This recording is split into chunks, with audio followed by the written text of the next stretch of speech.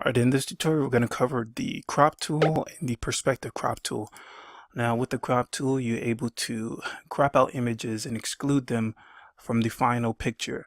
All you have to do is grab the ends of the crop tool and move it to whatever position you want, or whatever picture that you want, whatever area that you want to be included in the picture, and exclude the rest of the pixels within the picture. Now in order to enter in this specific area that you want to be cropped, all you have to do is click on the check mark or hit double enter. And now you have the cropped image. And you can undo it with Control Z and get it back to normal. And there's different options that you can use with the crop tool.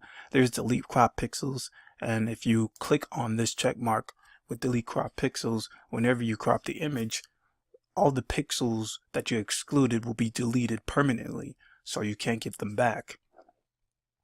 And there's another option in here, which is rules of thirds, and there's a number of options that you can use, and this basically changes the grid pattern. Right now I have the rules of thirds, so whenever I use the crop tool you'll see the grid come up, but if I go to grid you'll see a different layout of the grid. There's more squares and check marks within the grid. If I go to diagonal, the framework will be different as well. So that's different options that you can use if you wanted to change up the layout of the grid within the crop tool. Now with the perspective crop tool is a little bit different. Don't crop. In order to even initialize a crop tool, you have to click on points. There's 4 points that you have to click on throughout the image, and then you'll be able to crop it. And with the perspective crop tool, not only can you crop images, like you can do a standard cropping, like pull out the edges, drag the edges to the area that you want to be cropped, and click on the check mark or hit enter 2 times. Or you can skew the image. Not only can you crop the image, but you can skew it at the same time. With the perspective crop tool, you can skew the image or distort it in a way where you can see a focal point of an image. So for example, there's about 6 to 7 people within this picture, and maybe I want to make a focal point on the person on the left, with, I guess he has a knife in his hand.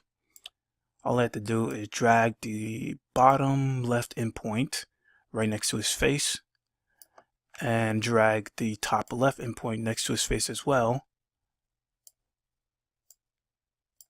and hit enter. Or I can hit the check mark,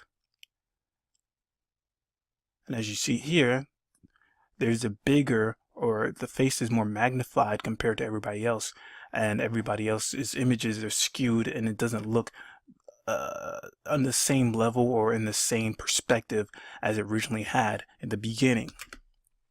And that's the great thing about the perspective tool. You can skew the image or make a particular area a focal point, depending upon where you put the endpoints at. So I did put the endpoints on the left, right around his face, but I can also do that for other areas. So let's just say I want to make the guy in the middle the focal point. What I would do is I would drag the upper right point, and I'll drag the upper left point and make it focus on his face. And now I'm going to hit the check mark,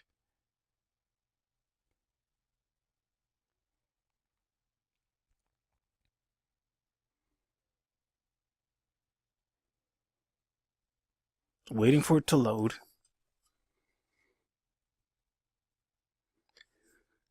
And that you see here,